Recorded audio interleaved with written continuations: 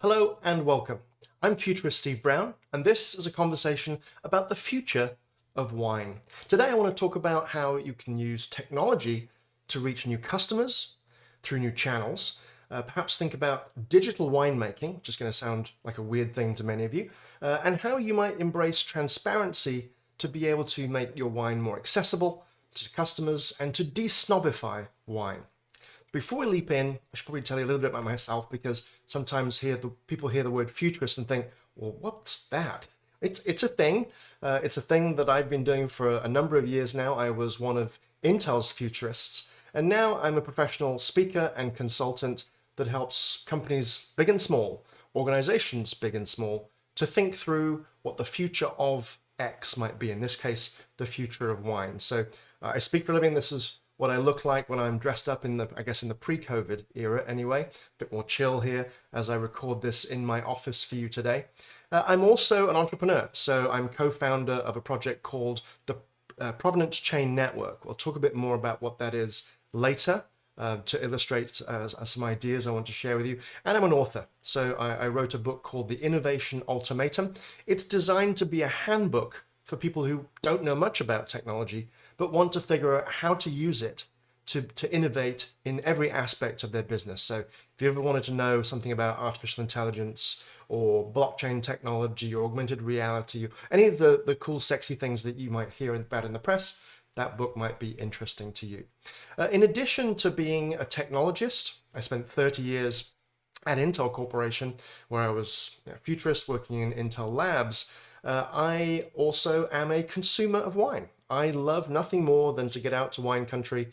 My wife and I and our friends are out in wine country once or twice a month during the summer months. We get out to Walla Walla fairly regularly and occasionally down to Napa as well. So big lover of wine, big collector of wine. I like the good stuff. And I like wineries so much, I even went and got married in one. When I met my wife, Kristen, we were courting, and I said, so what are your goals in life? What do you want out of life?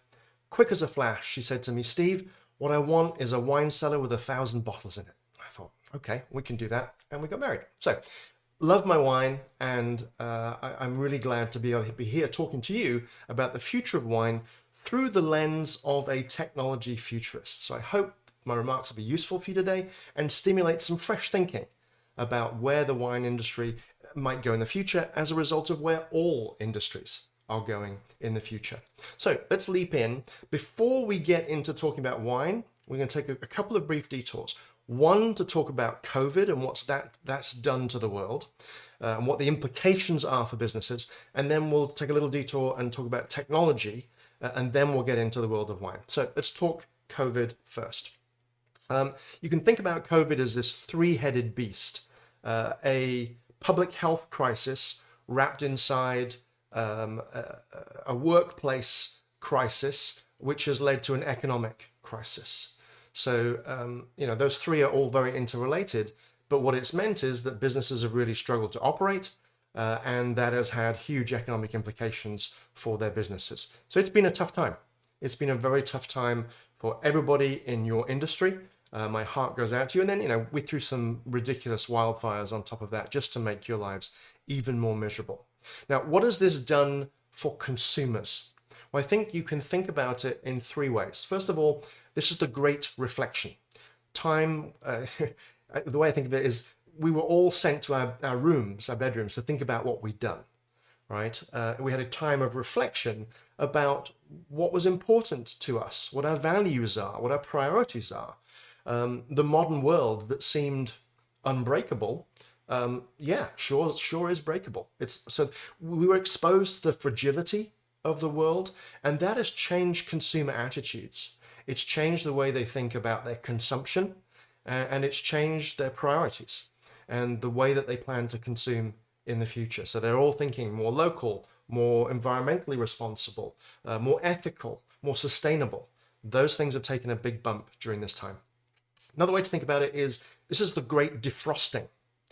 Organizations, industries that were frozen in place, either because of tradition, complacency, were just shaken out of that because of the necessity of innovating to survive COVID.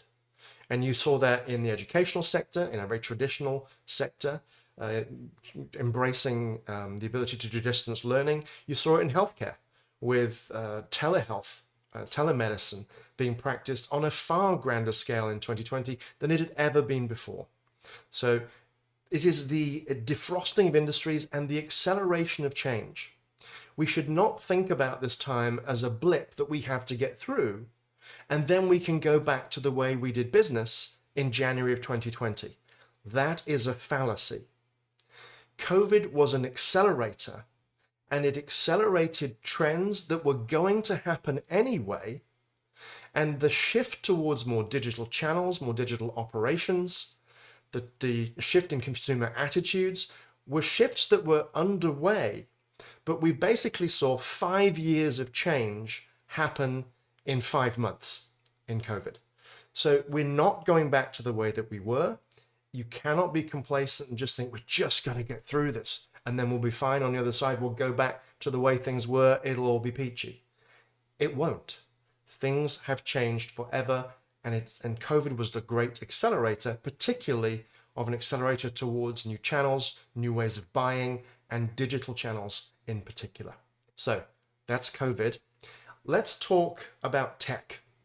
And I want to give you some examples to hopefully bring to life for you just how powerful these new technologies that are coming are and what kind of business problems they can solve. So I'll give you some examples from other industries, and then we'll get into what it all means for wine. The big picture here is that digital technology is becoming ever more intimately connected with the physical world that we live in. So the digital world and the physical world are having this bridge built between them. And there are 6 technologies in particular that are maturing in this decade that will be combined in creative ways to solve business problems that could not be solved before using digital technology. And they are these ones I'm showing you here on this slide. So the Internet of Things, which is sensors, so that the physical world, the digital world understands what's happening in the physical world. Autonomous machines, which allow the digital world to act in the physical world. Augmented reality that blends people's perception of the world, blends digital objects and information into their field of view. Artificial intelligence, which is great at finding patterns in data. I'll talk more about artificial intelligence in a moment. We'll zoom in on that. Blockchain technology, which allows you to store information in a way that's immutable, meaning you can't edit it after the fact. That's been used for new payment systems, cryptocurrencies like Bitcoin, which I find to be a bit of a yawn, and also underpinning new supply chain transparency platforms. We'll talk about that in a few minutes. And then this is all tied together with new network technologies. If you live in a city, you'll get gleaming new fast 5G technology. If you live in a rural environment, and many of you who work in the wine industry do live in a more rural setting, you are now going to have access to broadband even when you're in your fields because of new satellite technology. We're going to put more satellites into space in the next 5 years than in all of human history, and that's going to blanket the planet in high-speed connectivity, meaning we'll be able to connect everyone and everything everywhere by the end of this decade. So you look at all of that, that's a huge amount of transformative technology that's coming, and it will be used to do some pretty amazing things. Let me give you just a few examples to explain what I'm talking about. And I want to give you some examples in the realm of artificial intelligence. You can use it to help robots see, so machine vision. I'll give you some examples of that. We all are able to talk to our devices now, so natural user interfaces. Design optimization, helping to optimize designs that humans create. I'll give you examples from the engineering world and also later from the wine world on that. To make predictions about the future by looking for patterns, historical patterns that humans aren't aware of, but AIs can spot. To mass personalize products and services. And then there's the notion of super sensing, being able to sense things that humans cannot sense in the simplest way. So let me give you an example of what I mean by super sensing and a few other examples to really drive the point home that things are changing fast.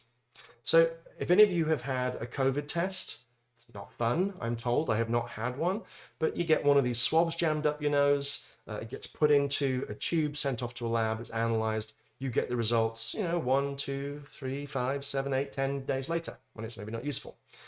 That chemical biological test is a very physical test. It lives in the physical world. What would that look like if it was digital? Well, there's a company in Israel called Vocalis Health that has figured out how to use a microphone to hear diseases in your voice. So it can hear what it calls vocal biomarkers that betray a disease state that you have. So they've already shown that they can hear chronic heart failure, coronary artery disease, COPD, and sleep apnea in the sound of your voice. They now have a diagnostic they developed to hear COVID-19 in the sound of your voice, even before you're symptomatic. In the longer term, they think they'll be able to hear hypertension, diabetes, and perhaps even cancer in the sound of your voice. This is AI combined with a microphone, being able to see patterns in your vocal, the patterns of your voice, to be able to extract from that and diagnose healthcare conditions. Now, they're imagining this will be an app, and they're going to be selling this later this year, for people who want to bring their staff back into the office. They will be able to speak into their phone. Their voice print will go up into the cloud, be analyzed by an AI, and they'll get yep, you're clear to come back into the office. This has been shown to be as or more accurate than a chemical test. So I wanted to bring that example to show you this is big changes that digital technology are bringing to the world. Let me give you another one. This again is AI being used by a company called Autodesk, who has big offices here in Portland, where I'm recording this today. They use a technique called generative design. What that does is it takes a design from a designer, whether that is an architectural design, a mechanical design, any kind of design, and it riffs on it. And it comes up with hundreds or thousands of options, different variants of that design, puts them through simulation, and comes back to the designer and says, if you tweaked it this way, it would be 7% cheaper to make. If you design it this way, its tensile strength would increase by 22%. If you design the office layout this way, you're getting 3 more desks and you'd have better flow, whatever the definition that you might be going for as a designer. What comes out of this is you get results like you see shown on the slide here, which are very sort of organic looking, they're optimized, and they deliver capabilities that are far beyond what either the human designer could do, or importantly, that the AI could do on its own either. It is the collaboration of humans and machines working together that makes the powerful difference here. And I'm going to give you an example at the very end of this talk about what this means for the winemaking process. Another fun example, this time from Starbucks in China. They use the Wi-Fi hotspot simply to count how many phone signals it can see in the store. Usually one phone equals one person means they can count how many people are in the store. They then use that to control the music system. If the store is quiet, they put on chill out tunes, they put the volume down a little bit, and they encourage you to sit around, order another cup of coffee, maybe buy a piece of cake while you're at it. If the store is busy, they increase the volume, increase the tempo of the music, and get people in and out. Money, money, money. This has had a material impact on their business by creating this responsive store that responds to consumers and creates the right environment that optimizes for sales. What kind of responsive environments could you create in your industry to optimize sales? One more example. Actually, I'm going to need one more after this one. This is a robot. Robots don't look like they do in sci-fi anymore. This is a robot valet. It parks cars. And robots can often do things in a way that don't replace humans. They do them differently than humans would do. Because a robot is strong enough to pick up a car and drag it where it needs to go, it doesn't need to open the doors. So it's way more secure. You don't have to leave your keys with the valet service. And it can park cars much closer together, which in Gatwick Airport in London, which is where these are on trial, you can put the cars much more close together and make much better use of space, which is a premium in a big city like London. Final example I'd give you is of augmented reality. This is computing for people who need to work with their hands. 80% of people work with their hands or in highly mobile environments like retail. So computing we've had in the past has not really been suitable for those people. So for surgeons like this who need to visualize digital information like x-rays or CT scans and overlay them on the patient, this is a phenomenal solution that helps them improve the quality of care to get in and out of their surgeries more rapidly and have better outcomes. So you're going to see augmented reality showing up as a new platform that people will be able to use in fast-moving environments with using their hands. I'm thinking like working in fields, working in wineries, and that technology is going to mature through this decade. Watch this space. Not quite ready yet, but we're getting there. So that's an example of the types of things that are coming. I wanted to use that to set the scene. So when I tell you all this other stuff, you don't go, well, that's never going to happen. Actually, yes, this stuff is happening, and it's happening so quickly. It's even surprising me as a futurist, and I live in this stuff. So I promised we'd talk about wine. This is a talk about the future of wine. Let's get into it.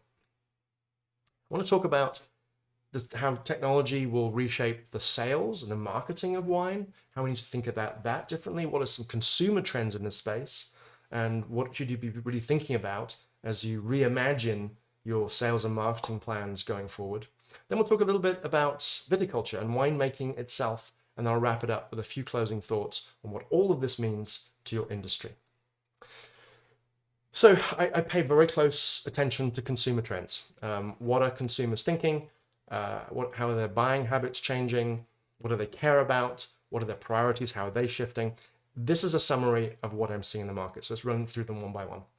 First of all, we're moving from a consumer culture where it's all about consume and consumption, yay, gratify, to a much more conscious consumer. Now, this is only a percentage of the population. It's not even a majority of the population yet, but it is steadily growing.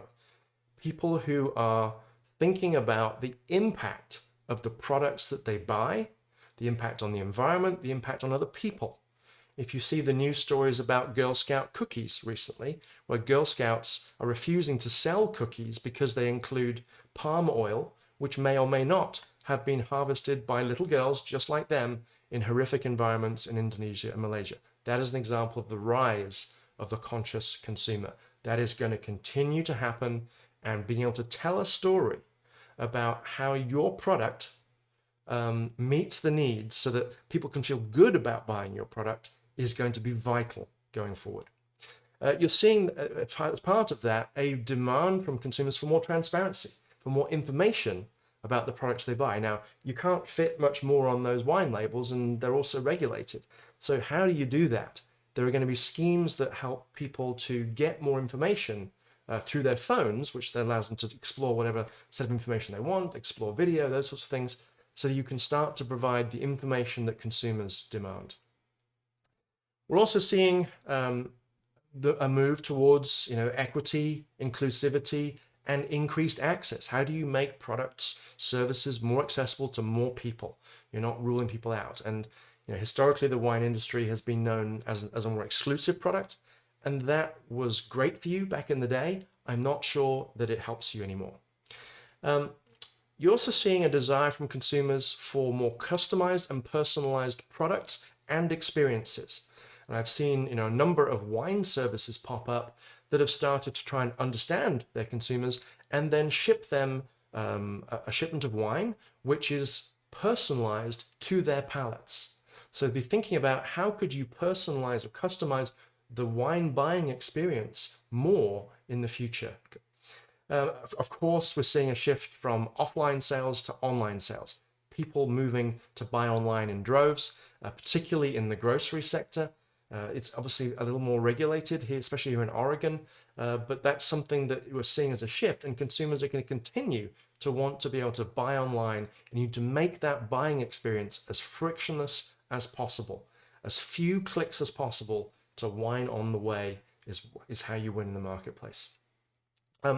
Seeing us move, particularly amongst millennials and younger generations than that, away from ownership to more focus on services and experiences. So being able to spend their money, prioritizing their money to create memories and to have subscription services in their lives. So that helps you when you're trying to sell wine club subscriptions, to think about how can you create an experience that you wrap around that. So it's not just, hey, some wine comes in and you can go in and taste once in a while. What other experiences, perhaps digital experiences, could you wrap around that to make it truly appealing to millennials? We're seeing an appetite for innovation. particularly after COVID, people embracing new ways of doing things. You have an industry that's typically operated on tradition. And then convenience has always been a factor in the buying process. But now shoppers report it is the number one thing that they want. Yes, of course, they want price and quality, but number one, they want a convenient buying experience. It needs to be simple.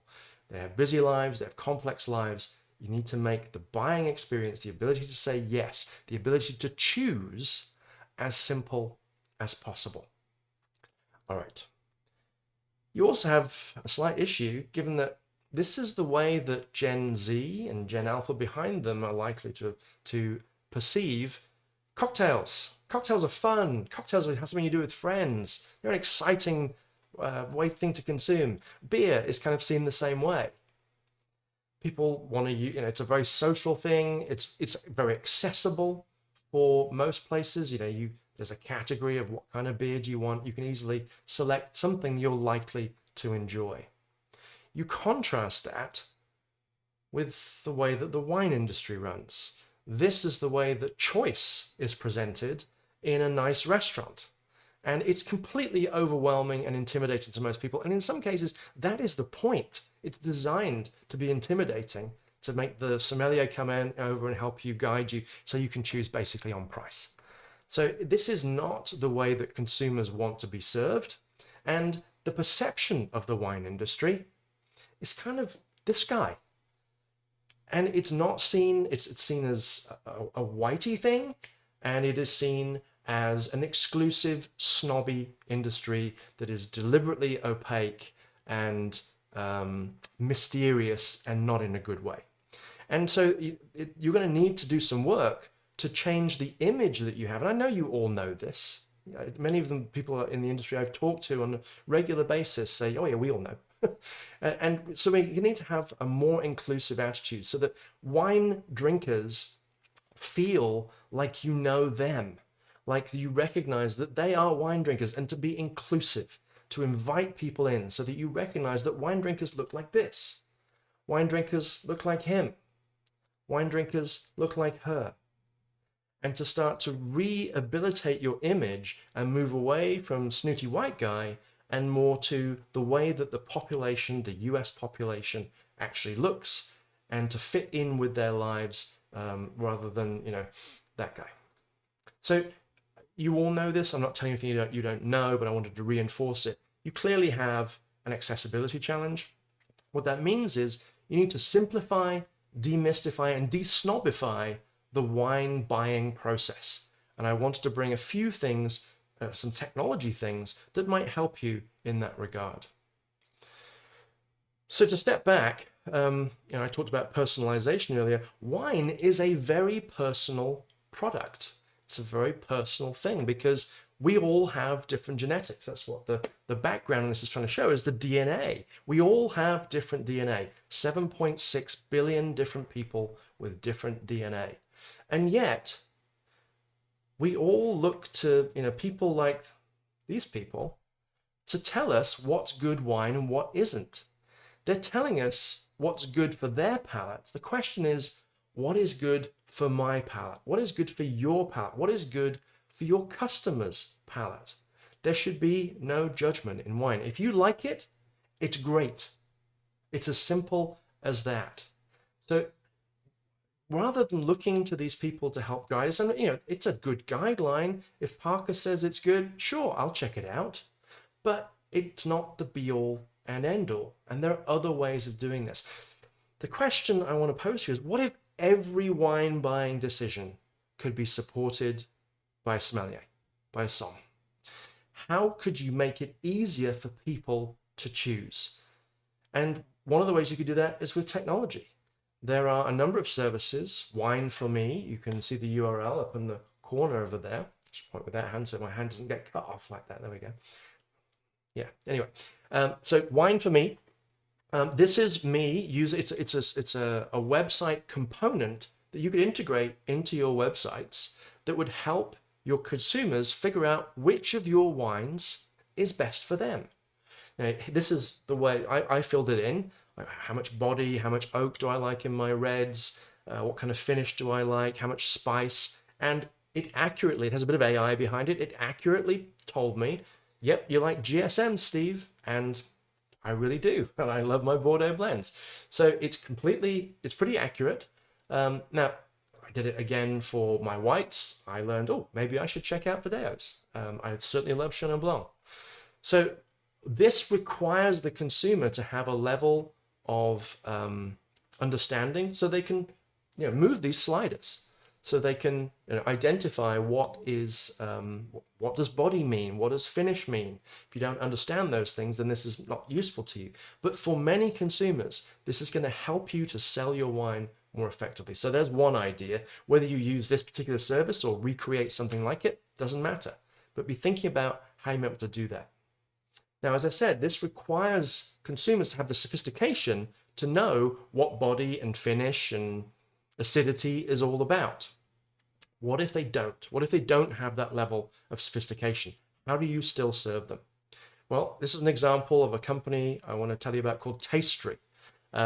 They serve the wine industry.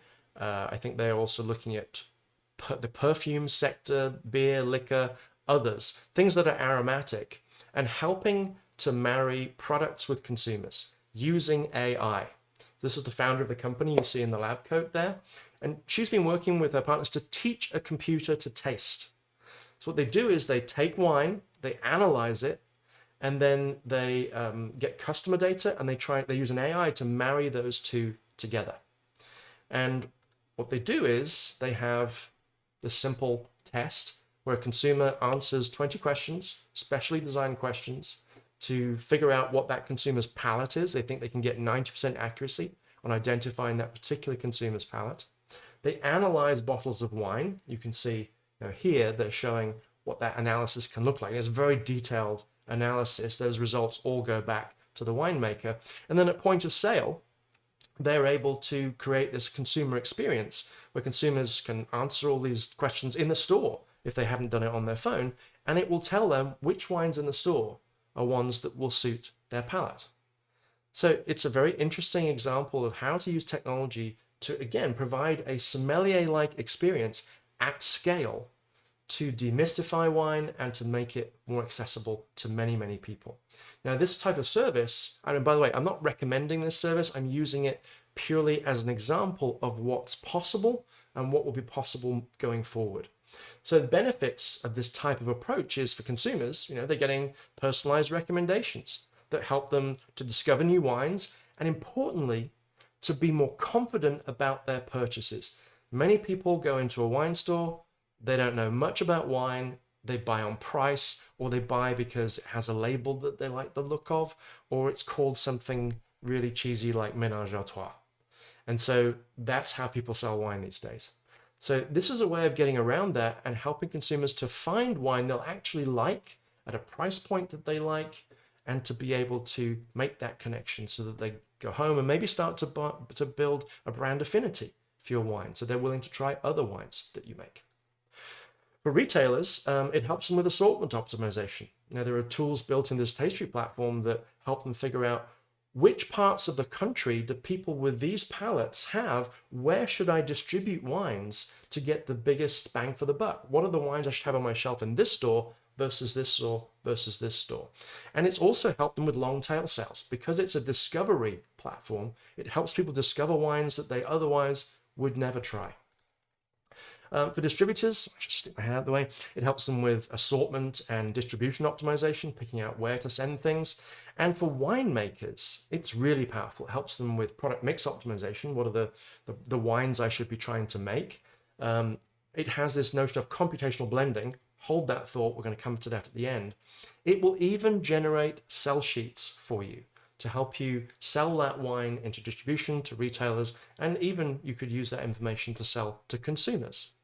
So it's a powerful tool, and this is the type of information you get. This is the sell sheet it will generate that helps you to grade these things and make information accessible to consumers. And this has been incredibly successful in early trials that they've done. This is a young, new company. It looks a bit familiar, if I again move my head. Level Beer in Multnomah, one Multnomah Village, they have done something similar to this. They are selling their beers by making it more accessible for consumers to figure out, will I like this beer? Does it have the characteristics that I like? And so on every level beer, it shows you what these characteristics are. Is it hoppy? Is it malty? Is it bitter? Is it sour? No sour, please. So and also a beer drinker, this is a great way that helps me choose and helps many other consumers choose their products. This is something, there's a winery on the East Coast called Lakewood Vineyards. They've embraced a similar system on their labels to help consumers know, is this Riesling medium sweet or is it bone dry? Is this one that will suit my taste? Something that you also see in many European wines. They have a numbering system to help people understand the sweetness of a wine. So my counsel to you is find ways to help consumers choose with confidence.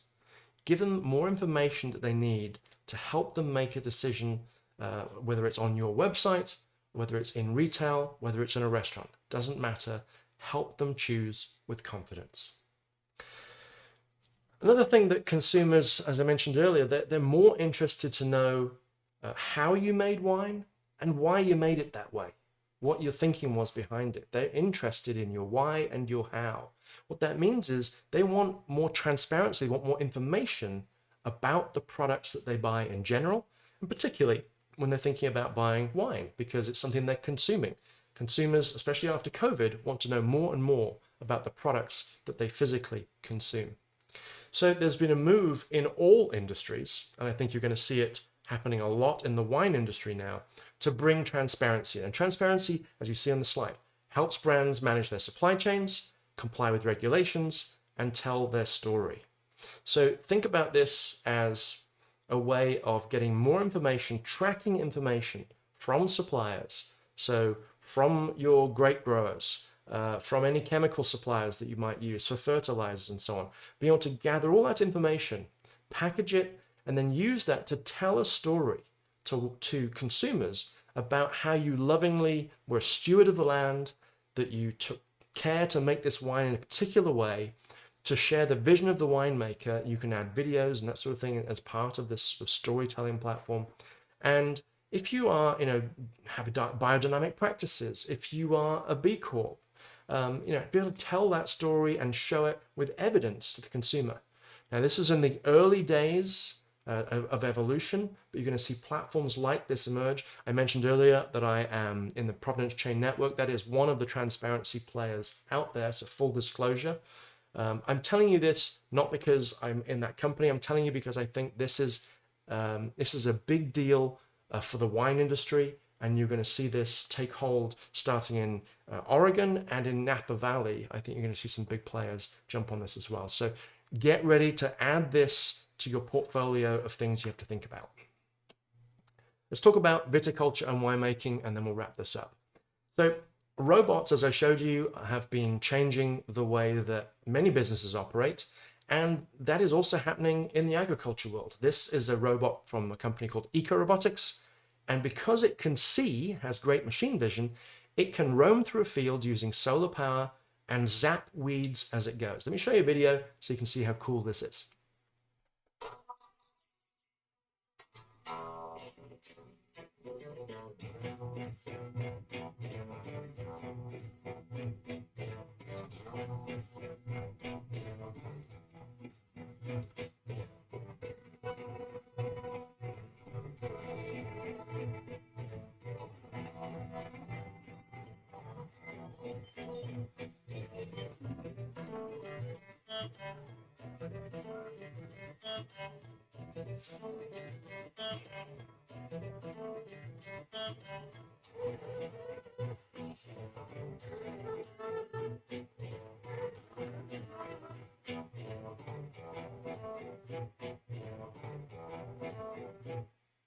So pretty cool robot, and it has machine vision sophisticated enough to see the difference between the plants it's trying to grow and the weeds it's trying to get rid of.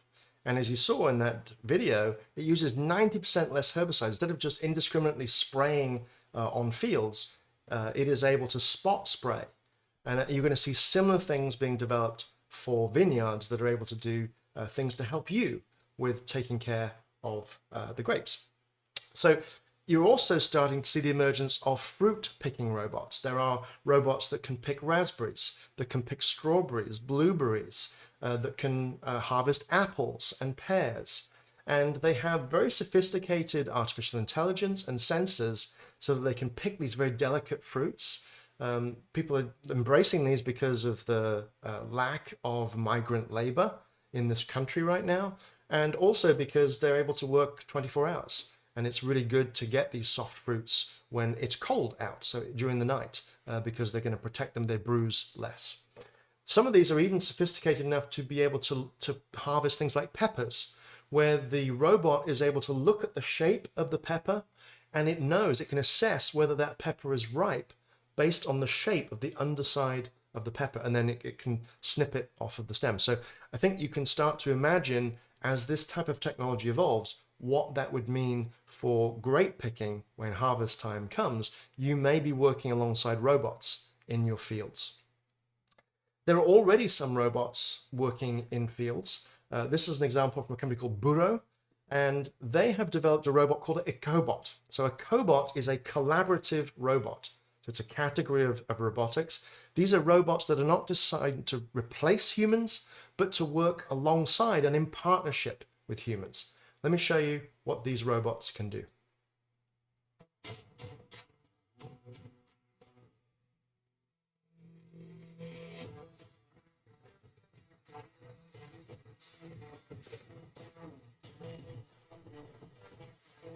So fully autonomous, they all avoid objects.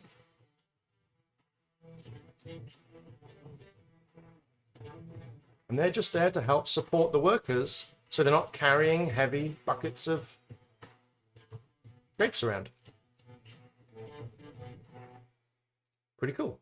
So, as well as robots in the field, you're seeing drones start to come into agriculture, particularly in the vineyard section, so viticulture section, and you see them being used for doing surveys, for spraying of crops where that is required, and even for doing surveys in a semi-autonomous or fully autonomous way. So you can map out your field, you set the path, and then the drones just run back and forth and gather the data that they need, so that you get a bird's eye view. So in many cases, this is replacing satellite data that was used previously. And so you can do this NDVI or EVI, so the vegetative index scanning, and look for any health issues with plants in your vineyards. So being able to just gather that information, compare day to day, week to week, and be able to manage things better using that data. So drones being deployed to do that. I promised that I would talk about computational blending at the end, so here's that finish. So for you winemakers out there, this is a tool. Think about those sneakers I showed you, the architectural designs I showed you earlier that was very organic, super cool looking, very optimized designs. Now, those sneakers I showed you were way bouncier, way lighter weight, way stronger than the design that was done originally by the human.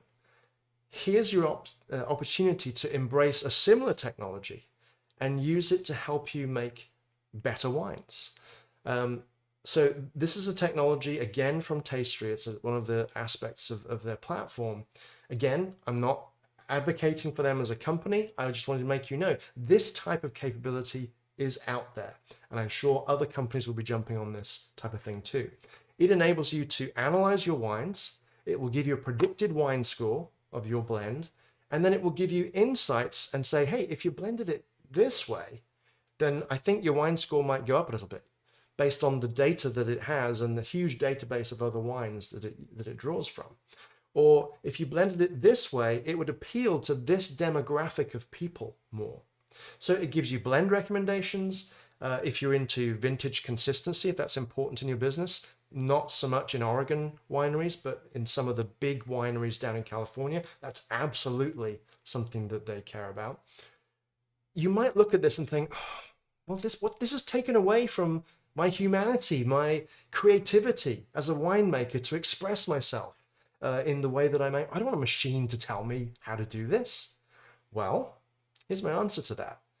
Many winemakers are using this as a way to test their visions. And they say it helps them to be more creative, to take more creative risks because it confirms their creative vision. So you might try something that you think is kind of wacky and different, but really is going to pay off and be cool.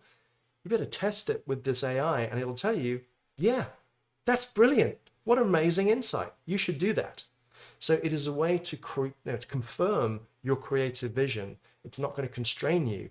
It actually will help liberate you. And the people that use those shoemaking and architectural and engineering tools, 201, all reported. Not only did it make them more productive, it made them feel more creative and imaginative. And I hope that these types of technologies will help you feel that way too. As a consumer of your product, I can't wait to see the kind of products that it helps you, the kind of wines it helps you to imagine and blend. So to wrap this up and take it home, closing thoughts from the Future Boy.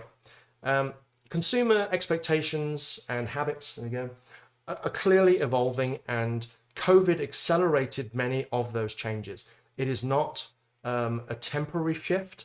These are accelerations in things that were going to happen anyway. You have to embrace them. You have no choice.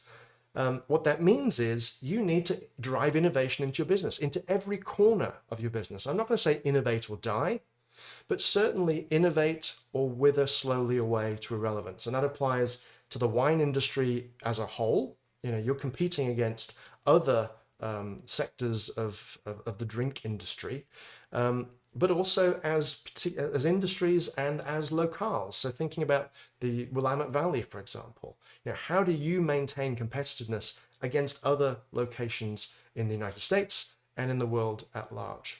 So you need to innovate to remain competitive. There are, as I hope I showed you, some very powerful new technologies that you have at your fingertips now. Now, I'm not expecting you're going to go write an AI, but you'll be able to work with new suppliers to help you bring that innovation into your business. So embrace those technologies, get smarter about them. If it helps you, I was going to grab a copy of my book, but it's behind my green screen here.